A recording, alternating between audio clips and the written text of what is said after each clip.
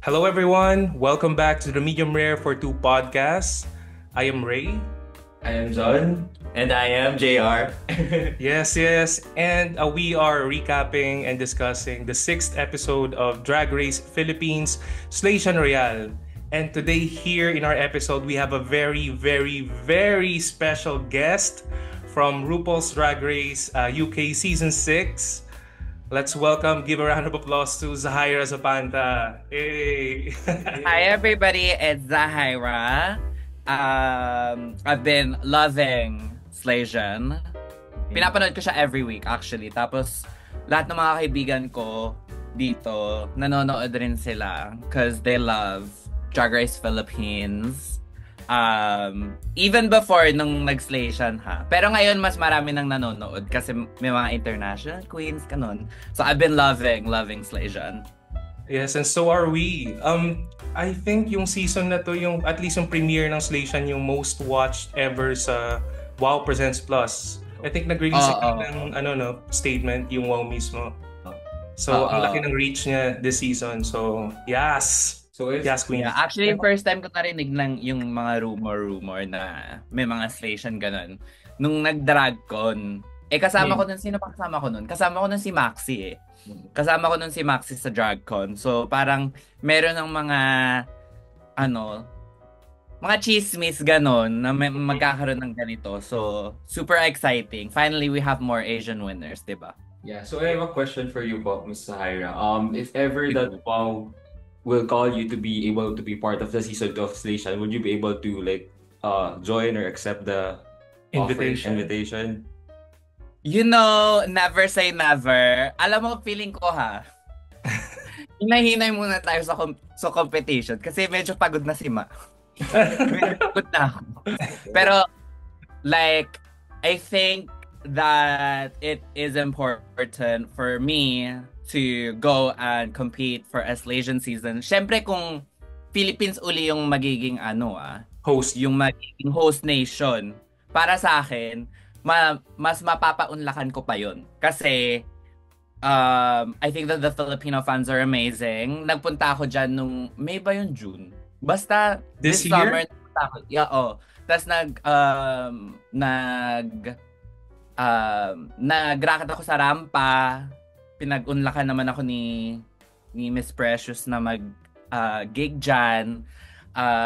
Napanood ko rin yung roast Nino ba yun? Sino ba yung ni-roast? Roast ni Hana Beshi. Pinanood ko rin yun. So, I got to see a lot of the local drag race talent there. And I've been such a fan for so long. Tsaka, iba talaga yung mga fans na, mga Pinoy fans. Mm-hmm. Sobra. I also want to ask, sino pala yung queen that you are rooting for this season? Is there any particular queen, local or international? Nung sa umpisa, from the get-go, I think I've always been Team Vinyas and Kiana. Kasi nung si Kiana, nung nag-season siya, I was really rooting for her then. Sobrang bait niya. Na-meet ko na rin si Kiana. Nung Rose ni Hana Beshi, I met her. She's so lovely. Tsaka nung first season ng Drag Race Philippines, ang bet ko lang talaga si Minty Fresh tsaka si Vinyas eh. So, fan na ako nila ever since nung Drag Race Philippines Season 1. Yeah. Okay. True fan, no? Yeah. Oo, totoo. Promise. As in, parang 17 or 18 years old ako noon nung yung tito ko umuwi ako sa Pilipinas tas pumunta kami sa O-Bar. Kasi kilala tito ko yung owner ng O-Bar or something like that. So yun yung first time ko na nakakita ng drag sa Philippines. So matagal na rin yun eh. Okay. Actually, yeah. I think yung first time din namin ni John or maybe si JR din sa O-Bar. Yeah. So, kami, na-divergenize kami ng O-Bar sa drag. Divergenize? Divergenize.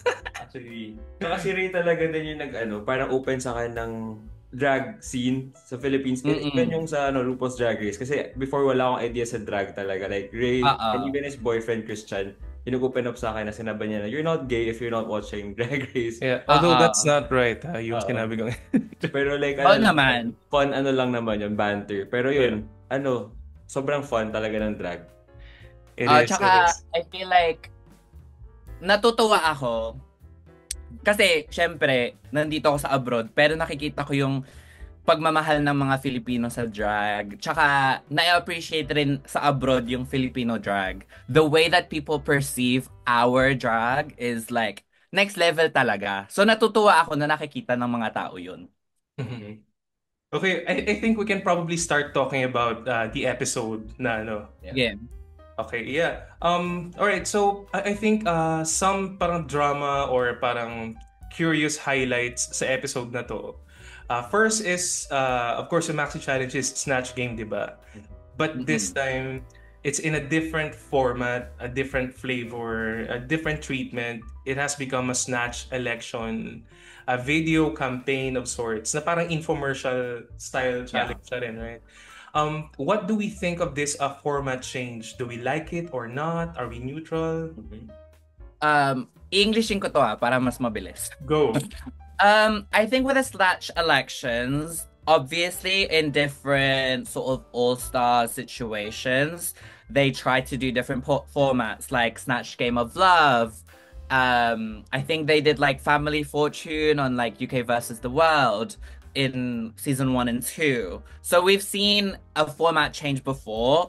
I don't know if it necessarily works in the context of Snatch Game, especially with the Snatch elections.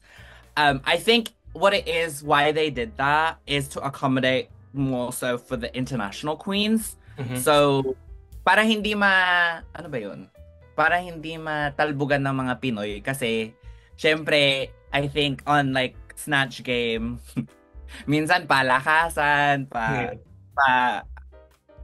you know, hindi ko alam kung if like a normal Snatch Game would have worked in this scenario with the international queens. Kaya baka nila inadapt.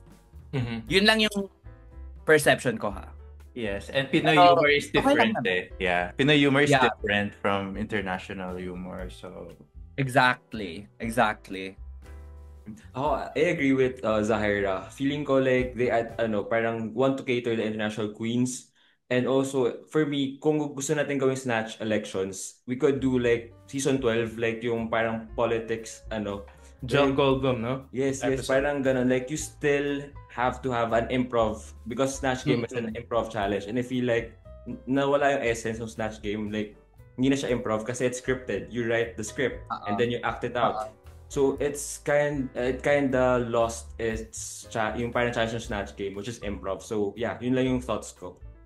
Oo, totoo yun. Actually, like, I've never thought of it like that. Kasi, yun talaga yung essence ng Snatch Game eh. Yung gaano kabilis sumagot. At saka, gaano mo kabilis kami patatawanin. Pero, nawala yung ganon kasi scripted nga. Meron silang time allotted, ganon. Pero, okay naman. If it was like a normal challenge and it was like a Snatch sort of... if it was an election type of challenge, okay lang naman. Pero kung i-replace mo yung Snatch Game dito, I don't know if it necessarily worked. Pero it was still an entertaining episode kasi sa mga pangyayari. Yeah, kasi just to add, parang not all Snatch Game episodes from across franchises are good, to be honest. Parang rarely na may maganda talaga yung Snatch Game episode and performances. Like parang in general. But kasi yung Snatch Game for queens, I guess, competing on Drag Race, it's kind of like a baptism by fire for them. Na parang you kind of have to go through it for you to complete yung Drag Race experience or something like that. So, yeah, parang so in that essence, yeah, like parang it's like parang yun yung downside. But at the same time, if we're gonna look at it using a different lens, okay, hindi lang siya totally improv challenge. It's a hybrid of Snatch Game and an infomercial, then it definitely really works, at least for me. Kasi feeling ko they say, sabi nila not that, you know, pero like Snatch Game is like a rite of passage when it comes to Drag Race.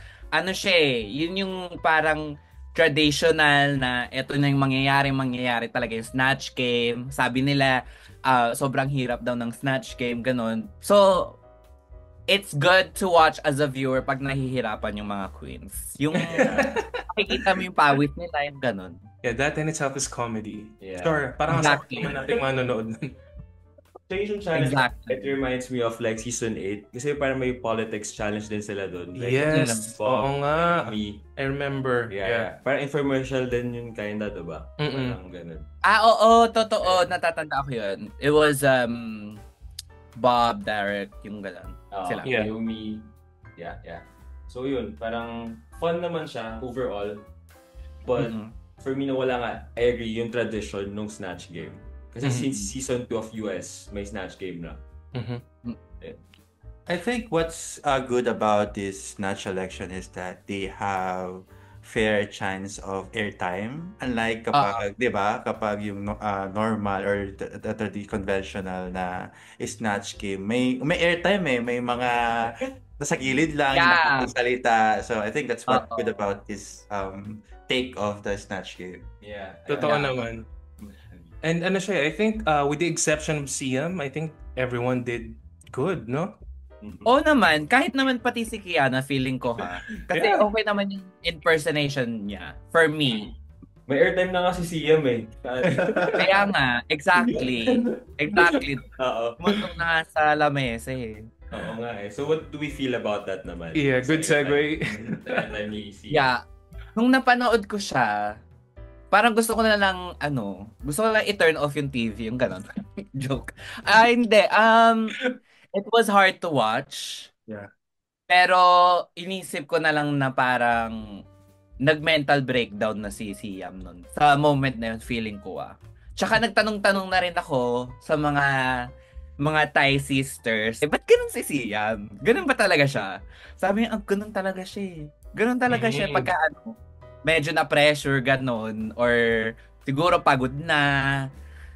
Kasi pagka nasa Drag Race ka sobrang grueling yung time constraints, yung sleep deprived. Tapos kayo na lang yung nakikita yung production tsaka yung mo, yung mga fellow queens mo, tapos wala ka pa sa bansa mo. Hindi mo like anyone that goes on Drag Race, you don't get to contact your family, your friends. Tapos nasa ibang bansa ka pa. So, meron pa ring added na hirap. So, siguro ganun lang. Pero natakot nga rin ako. Hindi ko rin alam kung ano nangyari. Like, para siya nag-mental breakdown, no? But, yeah, like, but we should really not judge kasi nga sabi mo nga, pressure cooker, very hard when you're there. And it's not just Siam, pati si Kiana, di ba? Like, parang she almost quit. Like, actually, Vinyas dun sa viewing party, may napanood akong video where she said na she almost quit that episode as well. Yeah. Like, nakita ko rin yun. Actually, like, when it comes to ganon yung mga mental breakdown, mas malala pagka nasa Drag Race ka. Kasi yung mga emotions nararamdaman ko rin day to day, hindi ko nararamdaman until I'm like taping. Pagka dun sa taping talaga, parang iba Kasi wala talaga yung support system mo. Yung ganon, yung ganyan. Tapos, wala, parang patagal yung araw. At the same end, two things can exist at the same time. So, Siam can have a mental breakdown and Venus is allowed to feel the emotions that she felt. Kasi, ako rin naiinis rin ako sa mga taong kasama ko, yung sa mga fellow queens Kasi, syempre, mga papansin rin yung mga yan. Lahat naman ng mga queens papansin, hello. So, na-understand ko rin naman si Vinyas na kung bakit gano'n na lang siya kay Siam at that moment. Kasi pagka nasa loob ka, mas heightened talaga yung mga emotions mo, yung mga anger, yung mga fear, gano'n. Anxiety. So, yeah.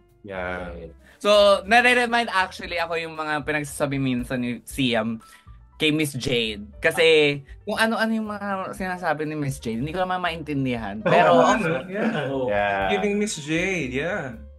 Exactly. Yeah. Watching Slation Royale, actually, ang bias ko si Kiana. And then while watching each and every episode, I learned to love Vinyas. But then, on this specific episode, parang si Vinyas, though we understand where she's coming from, she's insensitive on the way Siam felt at that time. So, Yeah.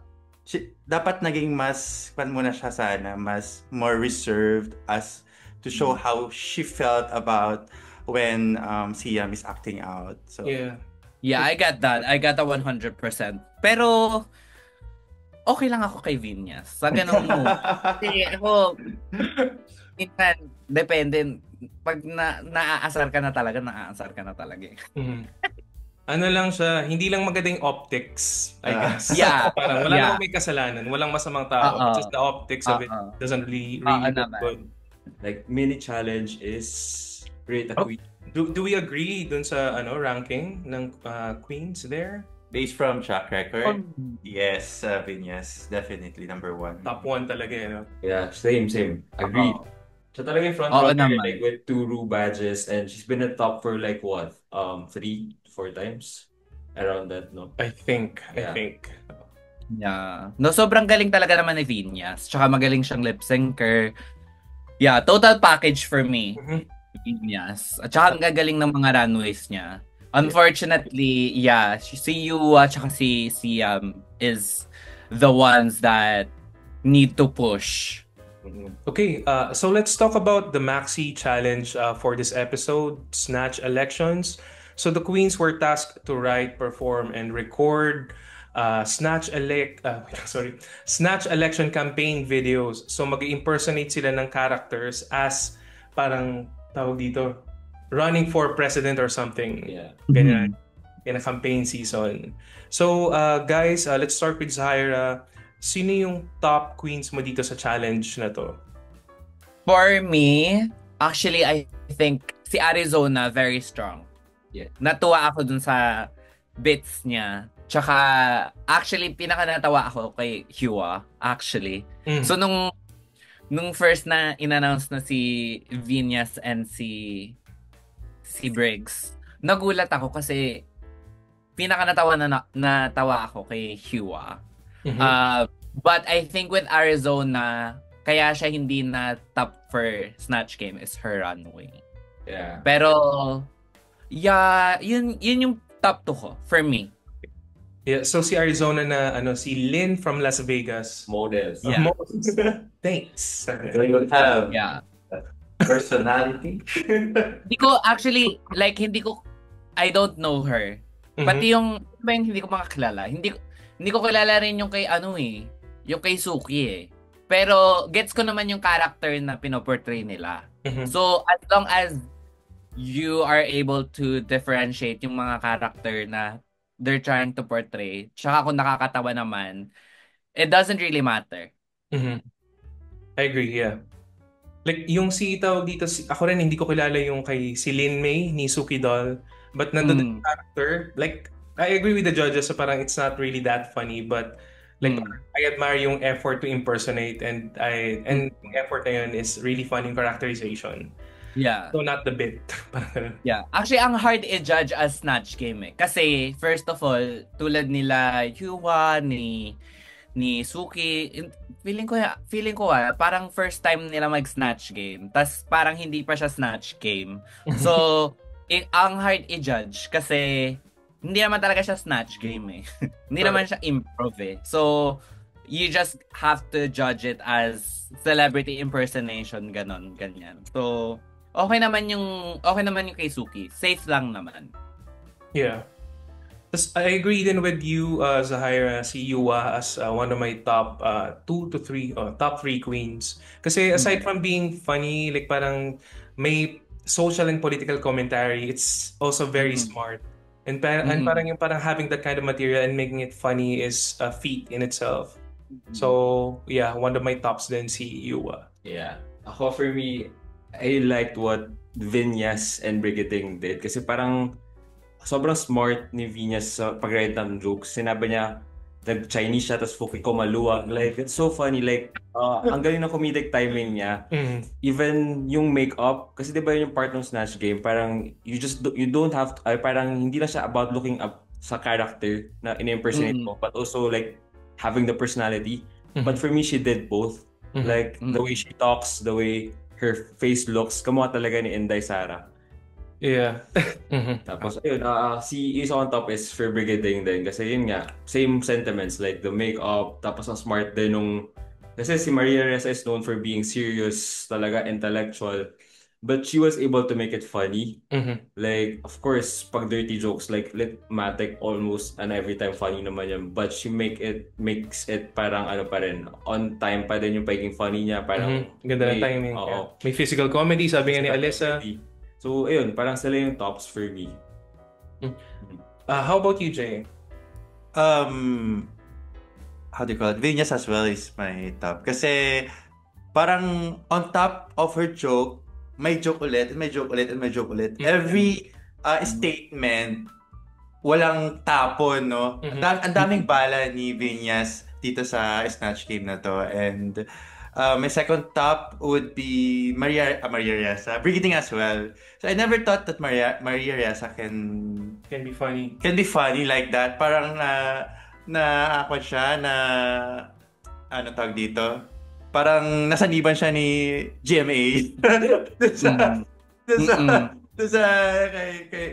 Si Brigading, parang nasaniban siya ni GMA na sa katawang tao ni Maria Ressa, and yung mga tagline niya, sobrang tawang-tawa ako doon talaga. So, So si Venus as si Inday Sara and Maria Ressa si Brigading. Yes. Yeah, I totally agree with dun sa kay Venus sa sinabi mo na every line is very funny. Parang hindi nagsa-stop yung jokes, yung comedy, hindi kanya pinagpapahinga. Parang lahat ng nilagay niya dun sa video, lahat ng lines may purpose. Yeah. And everything hit perfectly. Tapos may lang yung sinabi niya yung impeach, tapos tumayo siya, tapos naka-pitch siya na bikini. Oh my God, hindi ko na-gets yun. Ngayon ko lang. Impeach. Joke. On top of the joke, on top of the joke. Exactly. God. Layered joke. Alright. Ang galing talaga ni Venus. So, yeah. Tapos parang gusto ko lang i-add na Venus is really a thinking queen. Kasi may nabasa ko like na sinabi niya rin sa podcast sa Rampa. Hindi yung parang interview sa Rampa. Na nung one time nakita niya si John Santos, like she asked kung paano mag-impersonate. Tapos like talaga siya, nangingi siya ng tips and ni-record niya yon through her phone. Tapos on her way home, pinakinggan daw talaga niya yun. So parang alam mo na she's really prepared. Like pinag-aaralan niya talaga yung art of impersonation din talaga. Yeah, she works hard. Legendary stuff. In terms of Drag Race, ang iniisip mo rin habang nasa loob ka is how you will be able to like brand yourself outside of the competition. So, for example, nung nagmaraya si Venus, kung Venus fan ka talaga, alam natin na nagmamaraya talaga si Venus. Pero in terms of the world, ngayon na-introduce na niya, na maraya talaga siya. So, tulad nung si Kiana, nung pinili niya yung mga Pinay Queens na girl group lahat sila, mas madali talaga yun for outside in the real world kasi yun yung iraraket nyo eh. So yung mairaraket nyo. So natuwa rin ako kay Hua kasi tulad nung Road to Frodam, magandang branding yan. So pwedeng mong ilagay sa t-shirt, yung gano'n. So natuwa ako yung kay Hua kasi feeling ko magaling siya mag-branding. So, yun lang. Completely agree. So, parang naman tayo, in alignment na ang tops are Yua, Arizona, tas parang Venus and si Brigading. Yes. Okay. Yes. Now, let's talk about our, not so good or parang bottom queens for the Snatch Election Challenge. Feeling ko yung pinaka-only palpak talaga is Siam. Kasi we all know Blackpink kahit na hindi ka like Asian, people know who Blackpink is. Tapos yung essence ni Lisa, ano ba yung ginawa niya? Hindi ko talaga gets kasi yun ba yung character niya sa White Lotus? Hindi ko gets. Kasi pat siya nag-white face, tas nag-big boobs. Hindi naman ganun si Lisa. Si Lisa demure lang eh. Yeah. So, hindi ko talaga na-gets. Tsaka hindi ko na-gets yung niya, yung platforms niya. Yung mga platforms niya. So, hindi ko rin alam kung na-gets niya yung challenge or ganun. Pero, palpak yung kay Siam eh. Yeah, like parang I didn't see any ounce of parang Lisa there. Even yung sinasabi niya dun sa character sa The White Lotus Season 3, wala din siya dun. Oo. Tapos parang, bakit ang laki ng boobs? Like parang, what are these lines? Parang, what is this character? Yeah, it's a very WTF moment. Yeah. I think she just put too much pressure on herself just to be seen and, stand out, but unfortunately, it didn't turn out well. Actually, it like almost, and I don't blame her for doing this, pero parang desperada na siya na mapansin. So, parang inisip siguro niya na, okay, like, big boobs na lang, tsaka over the top na Thai character. Sabihin na lang natin na si Lisa to, even though hindi naman. Siguro na desperate na lang siya. Yeah, I agree naman na si ano talaga yung bottom, like Siam. But kung mag-alagay pa ako ng isang bottom na hindi ako natawa din masyado is si Suki. Kasi parang nag-ano na siya like Spanish ba yun? Or like, I don't know. Parang Spanish kasi Mexican diva yung ano niya eh. Oo, like, I know naman na it's international queen na parang yung inaano niya. Pero parang you still have to accommodate the audience para maintindihan nila what you're saying. Kasi mostly naman ang nanonood is English speakers or nakakaintindi English. So, parang for me, like, cop out lang yun na nag-Spanish ka. Parang safe na lang na. Kasi this is a different language. So, ayun, tapos parang ando naman yung physicality, but hindi ko na talaga naintindihan yung jokes kasi nga it's a Spanish language. Good point. Yeah, like parang hindi along with Siam, siya rin yung bottom 2 ko si Suki, unfortunately, because I really like Suki. Like parang when we were talking about it early in the season, di ba, like parang talagang siya yung bet ko. But yeah, like parang hindi nag-translate even with just by reading yung subtitles na English. Kung naman yung translation, like parang what is really funny about this, because I couldn't find parang it. Yeah. Yeah, and cop also, out talaga. Totoo yun, cop out.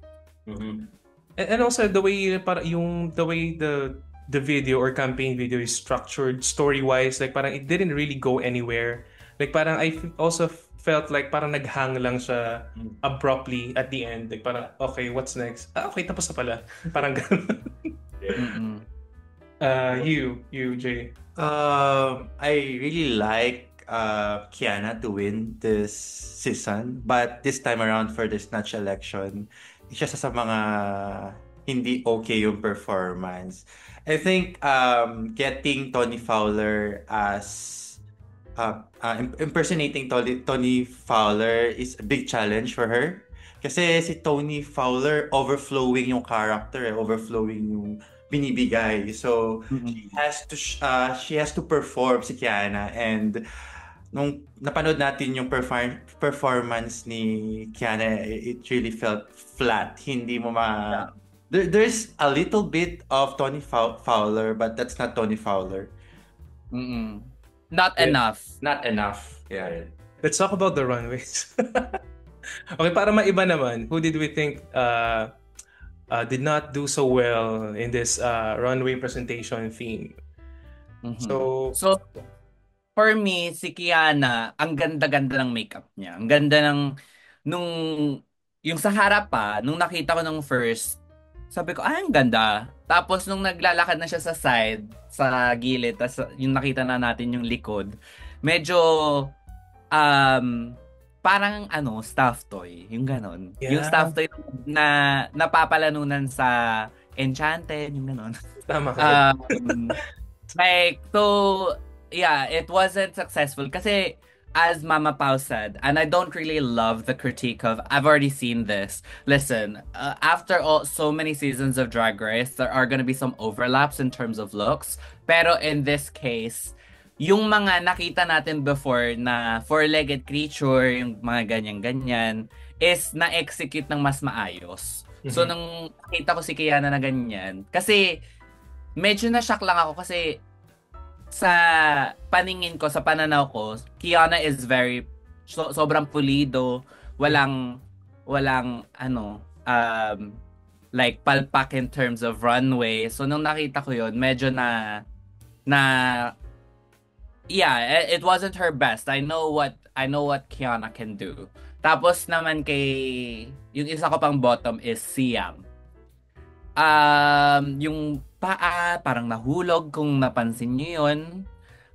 Tapos hindi siya fully realized look. Feeling ko yung ulo maganda, tapos yung neck down hindi siya fully realized look. Yung execution ng look is not there at all. So, siya yung pinaka-bottom kasi bottom na yung snatch game niya, bottom pa yung runway niya. Siguro yung other queen is, I think, Arizona. Ang polish nung makeup, the wig, but the parang bodysuit lang siya. Tapos yung back part pa, like, I agree with one of the judges, like si Kat ata nagsabi na parang something is missing sa outfit niya, like especially at the back part, like parang it's just a bodysuit na may some rhinestones or design, pero hindi siya completely realized or it's not a complete look. Parang something's missing pa. Same lang din kay Arizona Brandy. So parang recycled national costume siya ni Miss Quezon Province at Isa Manalo during the Miss Universe Philippines. Pero parang cut lang siya on some parts and ginawa niyang bodysuit yung tongue instead of going ganun. And it did not work that well somehow kasi parang may kulang dun sa suit. All right. Yeah, so segueing to our top queens, Zahira, do the honors. So who's your top The queen? top? Hirap naman. Totoo talaga. Wala nang ibang option. Si Venus talaga eh. Sobrang galing talaga eh. Kasi yung manananggal look niya from season 1, yung napanood ko yun nung season 1, inisip ko, ay wala na talagang makakatop nito kasi hindi mo gets kung paano niya ginawa. Tapos nung ginawa niya to, like parang part 2, parang sequel ng manananggal look niya. Nuno sa Pung Shui. Like, I love it. Tapos dressed up as interior designer. Ganon. Wow. Ang galing talaga. Natuwa ako. Tapos nung natuwa yung mga judges, mas natuwa ako. Wait lang, tawang-tawa ako dun sa comment na interior designer. Ganun pa man naman yung mga interior designer. Yeah. Like it gives actually it gives like diba? bonggang hairdresser, ganon. Okay. Yeah, pero agree, undeniable si Venus talaga to. Yung illusion, parang how can you come up with something like that? Like parang hindi lang yun sa ano yun parang genius sewing, visualizing, styling. Like parang how are you gonna engineer your way into making this look really seamless on stage? Ano talaga, mura ako na mura nung napanood ko siya first time. Kasi talaga, ang ganda. Nakakatuwa. Second top would be Suki. She's really devouring these runways. And I found out last week na nung nagpe-prep sila, so si Suki, she makes all of her costumes. Siyempre, siya yung gumagawa ng mga ibang mga queens sa Drag Race. Tas, she usually takes like 3 weeks to a month creating one look. Pero nung dito sa Drag Race Station Royale, she made her looks every 2 to 3 days, meron siyang bagong uling runway. So she was making all of these within 2 to 3 days. Tas imagine mo, like, grabe talaga yung prep time for Drag Race. Grabe. So, to see na ito yung nagawa niya. Tsaka sobrang sexy pa rin kahit na mythological creature. Parang ginawa niya pa rin sexy. Yeah. Tingnan. So, I love it. I love yung... Kasi si Arizona more on camp. Like, tas Kiana more on like conceptual. Si Suki meron pa rin siyang pinapakita na sexy. Sobrang sexy talaga ni Suki tingnan eh. Yeah. So, I love it. I love it. Tsaka yung shooting feathers na parang insekto ewan. Ang ganda. Sobrang ganda. Yeah, that reminded me of Daya's finale look performance. Oo. Okay, let's talk about yung actual top and bottom placements. Meron ba tayong disagreement there or carry naman tayo? Tops who are the tops? Venus, Brigading, and Yua. And bottom queens are Siam and Kiana. Agree ako for sure. I thought that the right tops were there. Tsaka, to be fair best runway ito ni Yua. Kasi marami rin siyang palpak na runway. So, feeling ko ito yung pinaka-best runway for Yua. So, natuwa rin naman ako doon. Tsaka, yeah, Venus is literally so amazing. Tsaka, with Briggs, she's really proving herself so much more than in season 1. Kasi in season 1, nagsastruggle talaga siya. So, for this, natuwa ako na top 3 instead of top 2. Yeah, parang in relation dun sa sinabi mo kay Briggs, nakaka-touch yung nung na-realize na on stage na, oh my God, I can do this pala. Kasi parang come from season 1, the depression, the fan reception. Yeah. Like parang, and also us viewers can also see na parang, oh my God, parang you're doing really great, girl. So, that's her moment of redemption. Parang narinig niya yung sarili niya that she can do better, that she can do. Yes. Ang ganda nga nung storyline ni Brigading kasi tama kayo, di ba? Parang first season. Kasi di ba, parang before Drag Race, si Brigading na pa yung number 1 queen, di ba? Nakapag-show. Yeah. Tapos parang come Drag Race Philippines season 1, parang medyo nagkaroon ng different perspective sa kanya kasi nga mula to branding and whatnot. But in this season, like pinakita niya talaga na hindi, this is Brigading. She's an all-around queen. She can do a lot of things. And she showed na parang she's very talented. She can sing, she can dance, she can act. And napakita niya yung lahat sa challenge na to. And she really deserves to be in the top this challenge. Akala ko nga parang it's gonna be like Divine Divas top 2. Yeah. But I also agree na top 3 is the right choice. Yeah. Yes. Agree din ako dun. Wala akong disagreement dun sa placements this episode. Okay, so yun yung tops and bottom queens natin for this episode. Now, let's talk about yung untucked exenas natin for this episode, no? Before going to the lip sync performance and results. So yeah, ang laki ng emotions here sa untucked na to, no? Kiana almost quit. Yeah. Nagulat ako kasi nakikita natin si Kiana as like someone who's really strong. Sobra from her season 3. Pero in a way, nakaka-relate rin yung kapaguran sa Drag Race. At saka, we have to remember na kaka-taping pa lang niya ng season 3. Tapos, lumabas siya sa season 3. She rose into stardom, naging sikat siya. Tapos, bumalik uli siya sa loob. So, ang bilis ng turnover. Kasi, last year lang yung Drag Race Philippines season 3. Tapos, pumasok siya sa loob ulit. Yung parang, siguro hindi na rin siya nakahindi kasi syempre, Slayshan, international season, first All-Stars ng Philippines.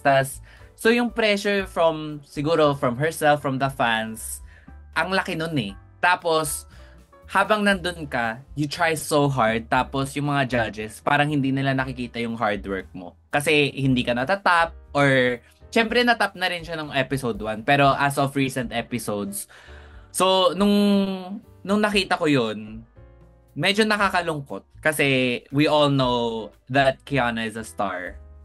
So, yun. Well, for me, I agree kasi parang, alam mo yun, Drag Race is really parang pressure cooker, time consuming siya, nakakapagod, ang dami mong kailangang isipin. Apart from the competition, you have to think about everything na you need to do every day. Diba? Parang sobrang bugbog talaga sila, physically, mentally, emotionally. So, I get why she is having a breakdown. Parang siya ng Laganja moment na lumabas na siya and she wants to quit. Pero yun, parang nasaya nga lang ako na sana hindi niya na din masyadong pinakita na siya. Kasi baka isipin ng production na if ganito ka, baka you're not ready to be a winner. Yeah. Totoo. Pero at the same time, I get it naman. It's emotions and sometimes ang hirap kontrolin. Pero yun lang, coming from a production's perspective, parang, so hindi pa siya ready to become a winner kasi meron siya mga weak moments na ganito. So yun lang. Gets ko rin naman yung sinabi ni Hua na ang daming mga Asian na gusto na nandito. Tapos ikaw na yung nandito, tapos gusto mo nang mag-quit. So, ako rin maiinis kung yun yung sasabihin mo eh. Kasi ang daming mga queens na gusto to be in your position. So, to say that, it was heartbreaking lang. And yeah, admit it, the roster of queens now with us, Slayshan Royale, they are all amazing, very talented, and knowing Kiana, diba, she thinks highly of herself that she can do more and she can outshine those other queens, and now she got into the bottom. So syempre, it will hurt a lot to her. Yeah. So sad to see Kiana being like that. No. Anyway, yeah, lip sync performance to Beanie's Out of My Head or something. Yeah. So Brigitte, Yua, Vinyas, doing their girl group thing over there. What do we think? Tama ba na ang winner ng lip sync na ito ay si Yua? Or do we beg to differ? Siguro they were even up to a point. Alam naman natin ang mga kakayanan ni Bergs tsaka ni Vinyas eh. So, and at the same time, hindi na rin natin mabilang kung ilang beses na sila na top. So, ilang beses na rin natin sila nakita mag-lip sync. So, we know what they can do. So, refreshing din nung nakita natin si Yua. Kasi hindi ko rin alam kung few episodes lang rin naman siya sa sa US, sa RuPaul's Drag Race, 'di ba? So, matagal na rin 'yun. So, na-refresh ako. Tapos nung pinakita niya yung kodigo niya, natuwa ako. Over. Sobrang, yeah, ang galing nung na yun, yung parang kodigo niya. Hindi ko pa yun nakita ever. Yeah. I think first time mag-appear yun sa Drag Race screen. Yes. Hindi ko alam kung ma-appreciate yun ni Mama Ruha. Pero si Mama pa na-appreciate. So natuwa ako. Sabi niya, I'm gonna get this rubach. Oo, sobra. Ang hirap kaya mag-lead ng lyrics. Ang dami-daming mga kanta. Tapos yung mga iba hindi naman nagagamit.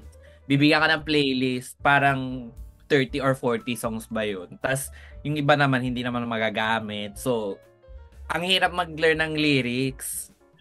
Yeah, I was about to ask kung ilan yung songs na binibigay sa inyo for you to learn coming in. Yeah. Mga 30, siguro 40. mga 30 songs. Tapos pag natin ka doon, parang papalitan pa nila yung mga iba para para maloka ka, ganun. Kasi yung mga iba yung parang hindi mo naman alam. Hello, sino ba naman makakaalam nung kanta ni Panjay na winner. Malay ko pa doon. 'Di ba? It's very incestuous. Incestuous. Pero